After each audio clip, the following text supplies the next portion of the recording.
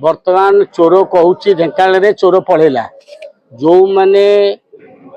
जमी दलाली करी पूर्वतन काउंसिलर और वर्तमान काउंसिलर बाहर लोक जमी बिकिकी एठी किए जंगल जमी जड़े बिकिला तो किए एठिकार कुटुणिया पहाड़ को बिकिला से माने बर्तमान सरकार योजना अनुसार एसआईआर पर सारा भारत में विदेशी लोक माने जमी छाड़ी पलैले एवं एठी सरकार ओडिशा सरकार निष्पत्ति नेले जे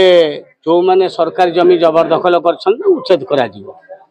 से जिते उच्छेद प्रक्रिया आरंभ है सरकार तरफ म्युनिसिपालिटी को से डाकिले एजेंसी हिसाब से तुम्हें उच्छेद कर